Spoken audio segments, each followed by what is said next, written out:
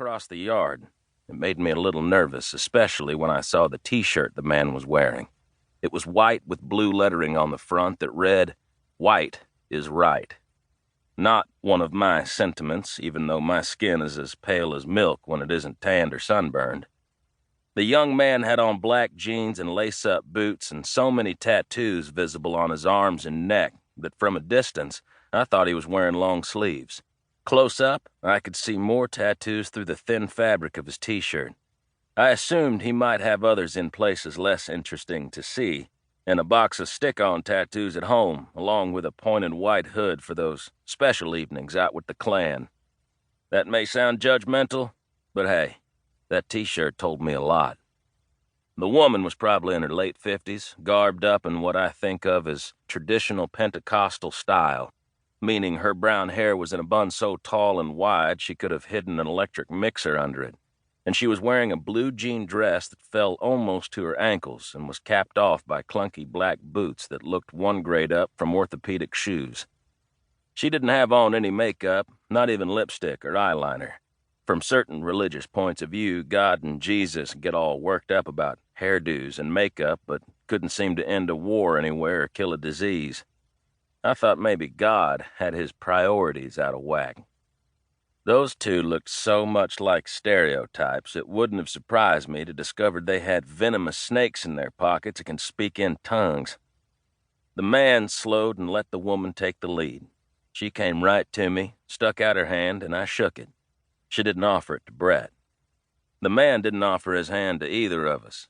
He stood there with his hands in his pockets, one eyelid spasmed from time to time as if being periodically electrocuted. I could have sworn I saw one of his neck tattoos crawl under his shirt, but I suppose it was a shifting of the light. Up close, I could see some of the tattoos were professional, and some were the sort you do yourself or get in prison, or perhaps a 3-year-old with a carving knife and a bottle of ink had been hired to mark 'em up.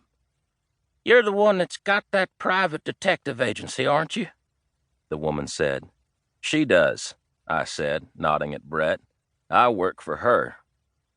"Oh, well, I thought you owned it and had her and that colored fella working for you. What's he do there?"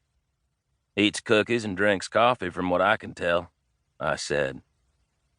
"He works there, same as this man who, by the way, is my husband?" I liked the way Brett said that. I felt like a big dog. I was so happy I wanted to wag my tail. "You work for your wife?" the man said. It was like his mind had just snapped to attention. "Well, it's either that or she doesn't let me eat." "Sometimes when he's sassy or acting a little hysterical, I make him stand in the yard and hold a heavy rock over his head," Brett said.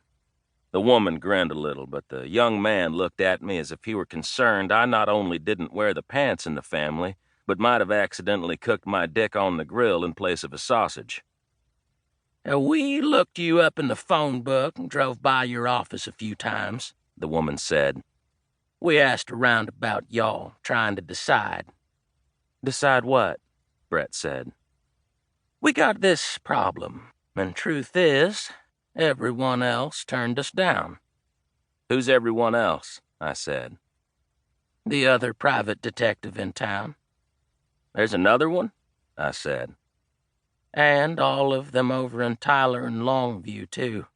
Ain't none over in Marvel Creek, which is where we've got the problem, so there wasn't no one to ask there. Cops here can't do nothing. It's out of their jurisdiction."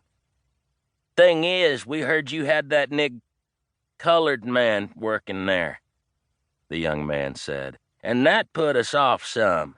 At first, we thought he just cleaned up the office." I thought, bless your little ignorant heart. "Here's something might put you off even more," I said, and pointed. Marvin Hanson's car pulled up at the curb, and he and Officer Carroll, as we always called Kurt, got out. Hanson was carrying a 12-pack of diet sodas under his arm, and Officer Carroll had a 12-pack of beer under his. The sodas were mostly for me. The beers were for some of the others. From the back seat came the niece of Leonard's ex-boyfriend, John. Her name was Felicity, and she was just out of her teens and had her hair in pigtails today, tied up on both sides with bright blue ribbons. Finally...